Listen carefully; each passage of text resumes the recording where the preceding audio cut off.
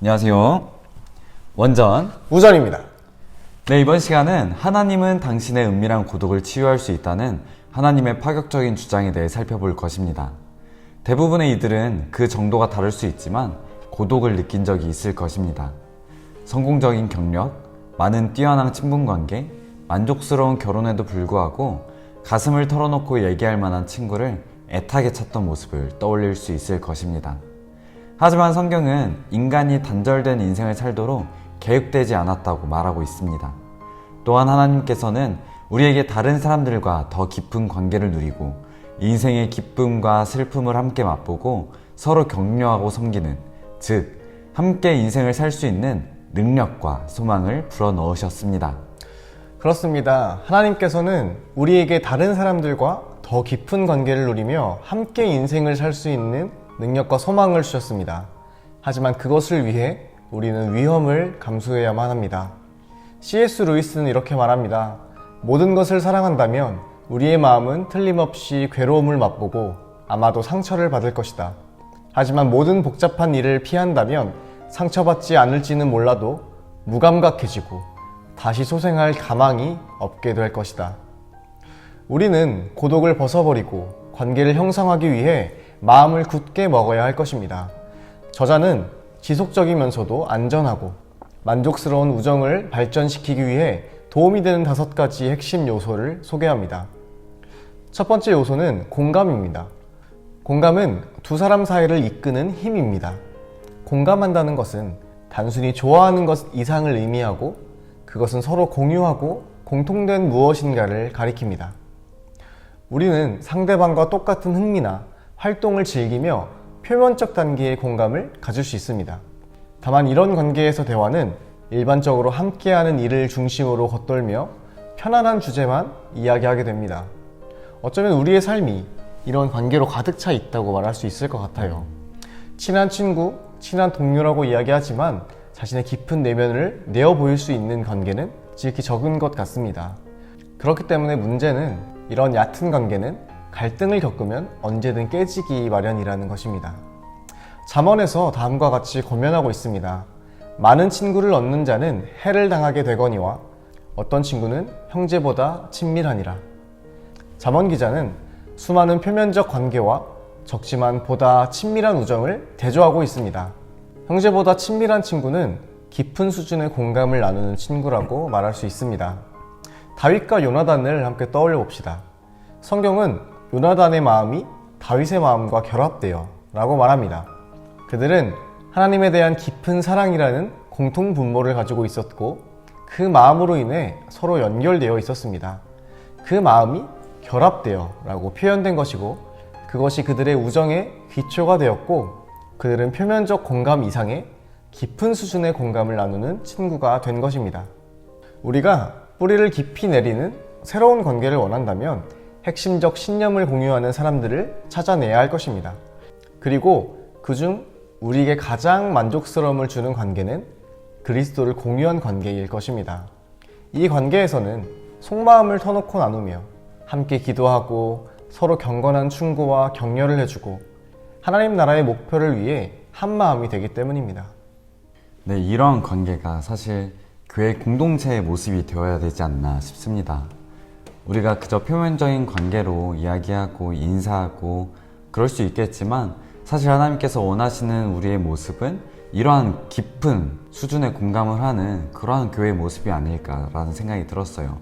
그렇기 때문에 우리가 우리 교회 안에서 많은 나눔이 이루어져야 될 것 같다는 생각이 들어요. 지금 청년부에서 설교가 끝나고 그 설교 주제에 대해서 또 우리의 삶 가운데서 있었던 일에 대해서 함께 나누고 그 신앙을 나누곤 하는데 이 전과는 조금 다른 그런 모습을 우리가 찾아볼 수 있다고 생각이 듭니다. 이런 나눔들을 통해서 점점 더 관계가 발전하지 않나 라는 생각이 들어요. 서로를 좀 더 의지하게 되고 서로를 좀 더 생각하게 되고 기도하게 되고 이런 모습을 찾아볼 수 있지 않나 라는 생각이 들었습니다. 네, 요즘에는 확실히 표면적인 관계에서 좀 깊은 관계로 나아가고 있는 그런 우리 청년부가 되어가고 있다고 생각합니다. 두 번째 요소는 용인입니다. 있는 모습 그대로 관계를 맺는 것을 이야기하는데 테드 앵스트롬은 이렇게 말했습니다. 우리는 어떤 대가도 바라지 않는 우정을 발전시켜야겠다고 결단해야만 한다. 사랑이 역사하기 위해서는 무조건적이어야만 한다. 하나님이 우리를 있는 모습 그대로 받아주신 것 같이 우리도 상대방과 무조건적인 관계라는 원리 위에서 우정을 가꾸어 나가야 한다. 사실 우리는 이렇게 결단해야 하지만 우리에게는 사람들을 인정하지 않으려고 하는 본성이 있습니다. 남을 판단하고 비난하고 배척하는데 발빠른 경향이 있으며 또한 남들이 우리의 기준에 맞추기를 원하는 모습이 우리에게 있습니다. 테드 앵스트롬의 말처럼 무조건적인 관계를 결단하며 사람들을 평가하는 비판적인 태도 대신 기꺼이 받아주고자 하는 사랑의 마음을 가졌을 때 사람들과의 관계에서 새로운 자유를 맛볼 수 있을 것입니다. 어떻게 우재현 전사님은 이러한 모습들이 있으신가요?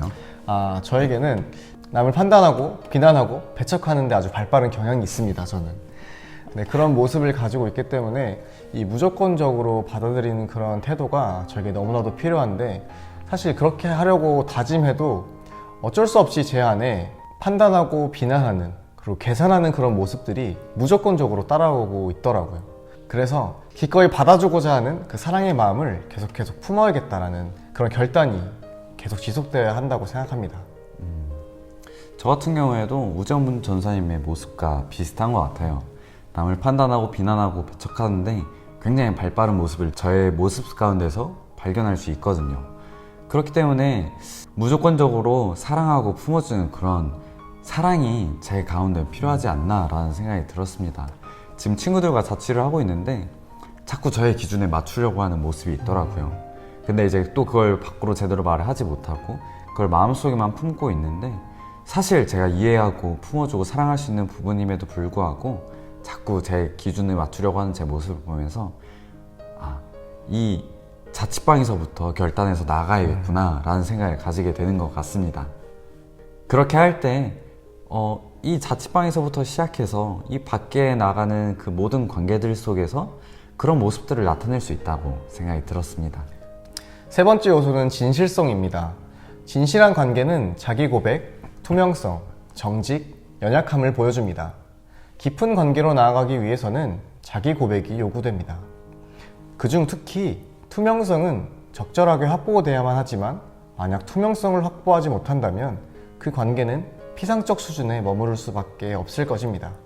피상적인 관계를 보다 깊은 관계로 진전시켜야 할 때가 되었다고 판단된다면 신뢰와 비밀 보장이 어느 정도 확보된 후에 상처받을 수도 있다는 각오를 단단히 하고 한 발자국씩 자신의 감정, 고민, 두려움, 소망에 관해 정직하고 자유롭게 나눌 만한 안전한 수준까지 점진적으로 나아가도록 노력해야만 합니다. 또한 우리는 어쩌면 표면적인 관계만을 유지하며 더 깊은 관계로 나아가는 기회를 의도적으로 회피하고 있지는 않은지 생각해 볼 필요가 있습니다. 자신의 모습을 드러내 보였을 때 수치에 대한 두려움, 거절에 대한 두려움, 비밀 폭로에 대한 두려움 등 때문에 자신을 스스로 고립시키고 있지 않은지 생각해 보아야만 합니다. 다른 사람들과 진정으로 하나가 되는 유익을 맛보기 원한다면 투명성을 확보하기 위해 자기 자신을 드러내지 않는 불투명의 극단에서 내려오는 결단을 꼭 해야만 할 것입니다. 저는 이 부분을 읽으면서 제 모습이 어떠한지 생각을 해봤을 때 저는 투명하지 못하고 불투명한 모습에 가까웠었다고 생각이 들었어요. 하지만 이 불투명함이 많이 회복이 되더라고요. 그래서 그 회복이 된 게 어디서부터 시작되었는가를 생각해 본다면 제 주변 친구들을 보면 알 수 있었던 것 같습니다. 혹시 저를 통해서? 네, 맞습니다.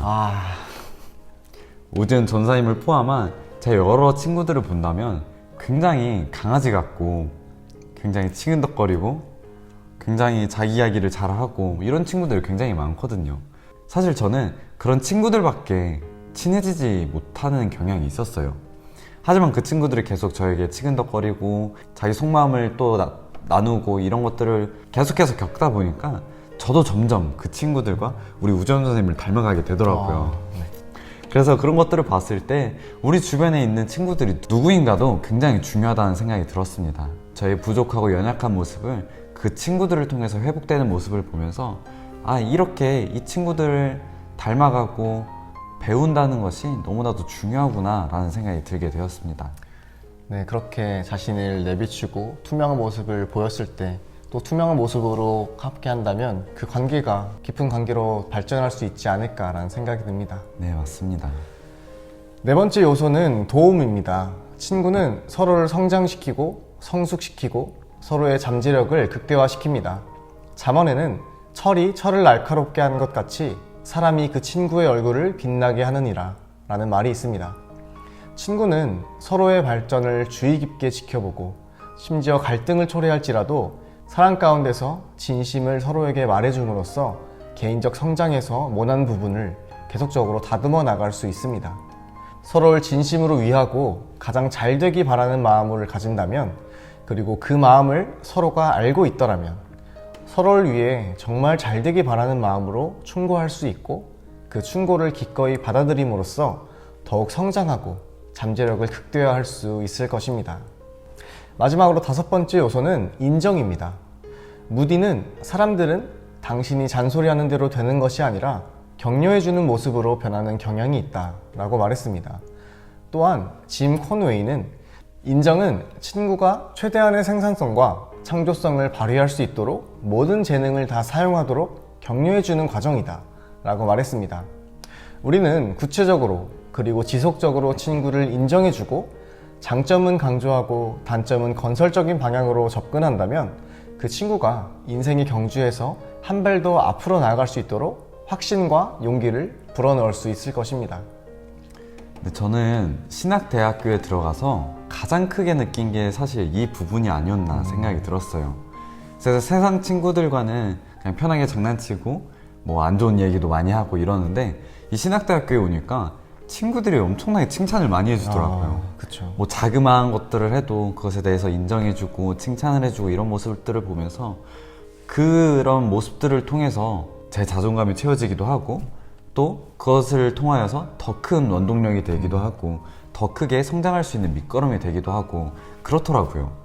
이런 부분들에 대해서 우재현 선생님도 많이 느끼셨을 것 같아요. 네, 맞아요. 저도 사람들이 칭찬해주는 게 정말 부담스럽고 그런 순간들이 있었는데 오히려 그런 격려와 칭찬들이 제가 그렇게 더 하게 만드는 그런 원동력이 되어서 건설적인 방향으로 나아갈 수 있게 하지 않았나라는 생각이 들었습니다.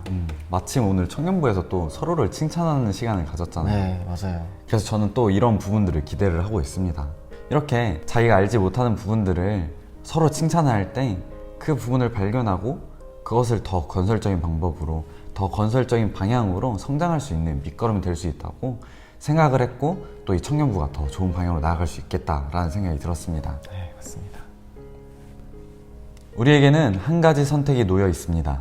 하나님은 우리에게 다른 사람들과 하나가 되는 관계를 맺고 그 결과 우리의 인생을 암흑 속으로 몰아갈지도 모르는 고독을 극복할 수 있는 소원과 능력을 주셨습니다.